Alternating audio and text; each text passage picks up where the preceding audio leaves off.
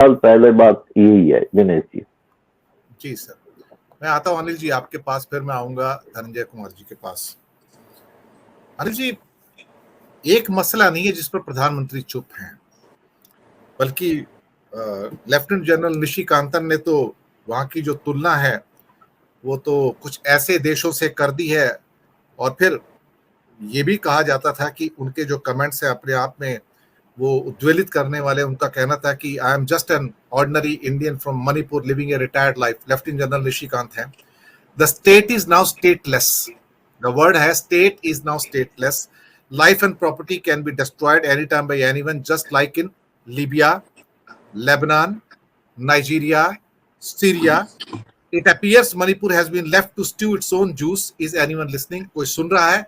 मणिपुर को मरने के लिए छोड़ दिया गया है, ये असली मीनिंग है इसका। और वेद मलिक जो भारतीय सेना के जनरल रह चुके हैं, उनका कहना है कि an extra ordinary sad call from a retired general from Manipur. Law and order situation in Manipur needs urgent attention at highest level. And then he tagged Amit Shah, Rajnath Singh and Narendra Modi. उन्होंने mild word use किए, law and order situation. Law and order situation 45 days नहीं चलती sir, 4-5 दिन चलती है, 7 दिन चलती है, 10 दिन चलती है. ये गृह युद्ध है, और इस गृह युद्ध के जो प्रयोजक है वो बीजेपी है, क्योंकि उन्होंने जो वादे किए इलेक्शन जीतने के लिए, आज उसकी परिणति इसमें हुई है, जिसमें सैकड़ों धर्मस्थल भी जला दिए गए, हजारों घर और दुकानें जला दिए गए. आज हजारों लाखों लोग बेघर हो गए हैं, लेकिन इन्हें चिंता नहीं है. इसके अलावा यूकेएल का तो ओपनली दावा है, जो कि कुकी लिबरेशन ऑर्गेनाइजेशन है जो यूनाइटेड, उनका कहना है कि हाँ, हमारा समझौता हुआ था कि हम आपको वोट देंगे, आप हमारी मांगे मानो. तब ये हमारी मांगे मान गए थे. तो पहलवान हो, जवान हो, किसान हो, हर मुद्दे के ऊपर इनकी चुप्पी है. ये बल्कि कई तो मणिपुर से एक आवाज आई है कि are we part of India, is he our prime minister. ये शब्द हैं, और इतने पर भी अगर किसी की चुप्पी नहीं खुलती है तो खुदा ही मालिक है इस देश का, क्योंकि आज मणिपुर में है तो कल किसी और प्रदेश के अंदर भी गृह युद्ध हो सकता है. अनिल जैन जी. दिनेश जी देखिए, जो और साथ में एक बात और जोड़ दूं, इसको डाउस करने के लिए, इस अग्नि को और बाकी प्रॉब्लम को डाउस करने के लिए अपना एजेंट डोवाल को मार्केट में लेके आते हैं और झूठी झूठी गवाहियां देते हैं वहां पर आके कि सुभाष चंद्र बोस अगर जिंदा होते तो भारत का विभाजन नहीं होता. How to divert the attention from the issue, आप सोचिए जरा. जी जी जी दिनेश जी, मैं सिर्फ यही बात कहूंगा, जो आपने लेफ्टिनेंट जनरल निशिकांत सिंह जो रिटायर हो चुके हैं, उनका जो आपने एक ट्वीट मेरे को पढ़ के बताया कि जो स्थिति है वो लीबिया, नाइजीरिया, लेबनान, सीरिया, ये 4 देशों के नाम उन्होंने लिए हैं. ये वाली स्थिति यहाँ पे आ चुकी है. और आपको शायद जान के हैरानी होगी कि ये लेफ्टिनेंट जनरल निशिकांत सिंह साहब एक समय में, बहुत ज़्यादा पुरानी बात नहीं है, भक्तों की श्रेणी में आते थे. और गुजरात का जब चुनाव चल रहा था तो मतलब ये हैं तो मणिपुर के, लेकिन इन्होंने ऐसी ऐसी ट्वीट की, मतलब कांग्रेस पार्टी का मजाक उड़ाते हुए और आम आदमी पार्टी का मजाक उड़ाते हुए. इनकी सोशल मीडिया पे बहुत सारी ट्वीट है इसी तरह की. मतलब एक किस्म के ये अंधभक्त ही रहे हैं अपने सारे समय, लेकिन अब क्योंकि घर में आग पहुंच गई ना, वो राहत इंदौरी जी जैसे कहते हैं, लगेगी आग तो तुम्हारे घर में भी कभी लगेगी आग तो आएंगे कई घर जद में, इस मोहल्ले में हमारा मकान थोड़ी है. सभी तो का कूच शामिल है यहाँ की मुट्ठी में, किसी का बाप का हिंदुस्तान थोड़ी है. जी थोड़ी है. तो ये जो हमारे भाई साहब है लेफ्टिनेंट जनरल साहब, इनको लग रहा था कि ये तो जो गुजरात है वहाँ है, ये है, तो ये पता नहीं शायद गवर्नर पद चाह रहे होंगे या कुछ और पद चाह रहे होंगे. ये दबा करके सोशल मीडिया पे भाजपा के फेवर में लिखा करते थे, लेकिन अब शायद खून के आंसू रो रहे हैं, क्योंकि इनके जो भी हो रहा है, इनके जरूर उसमें जो वहाँ पे हिंसा हुई है, दोस्त, रिश्तेदार, पड़ोसी, कोई ना कोई जरूर इस जद में आया होगा.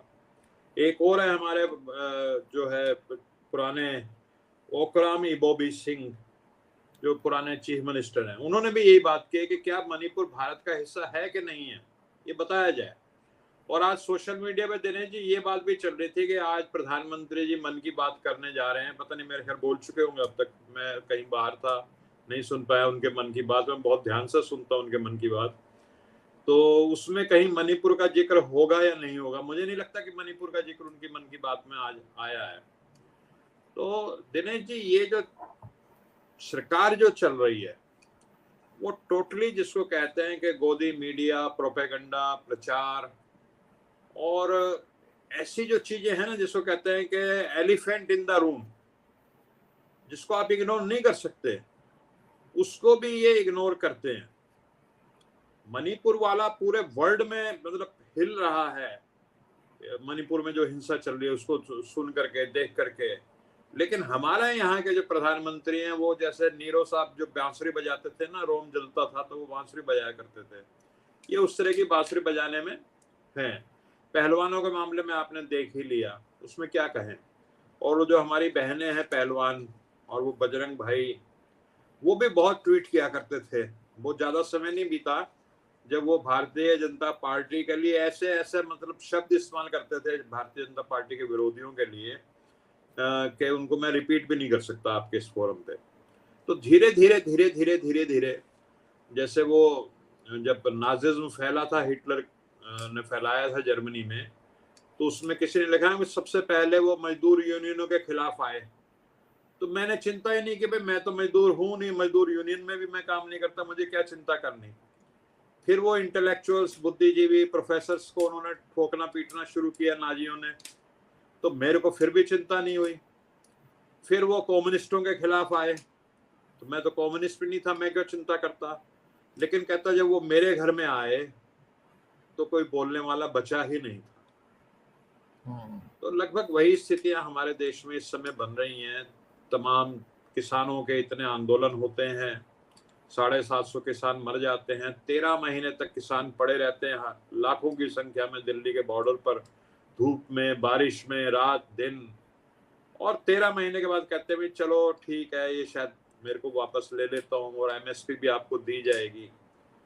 तो आमतौर पर जो सतपाल मलिक जी ने जो रहस्योद्घाटन किए किसान आंदोलन को लेकर के, मेरे लिए थोड़ी मरे हैं ये लोग, तो इस तरह का जो एटीट्यूड है सरकार का दिनेश जी, जनता जो है अब बहुत ज्यादा तंग आ चुकी है इनसे। और मुझे जो लगता है, जो मैं लोगों के संपर्क में, काफी लोगों के संपर्क में रहता हूँ, कि जनता मौका देख रही कि कब मौका मिले और हम बटन दबाएं। तो बेताबी से इंतजार कर रहे हैं। और मुझे लगता है कि मोदी जी ज्यादा इंतजार भी नहीं कराएंगे, शायद नवंबर दिसंबर तक बहुत बड़ी संभावना है कि लोगों को मौका मिल जाएगा बटन दबाने का।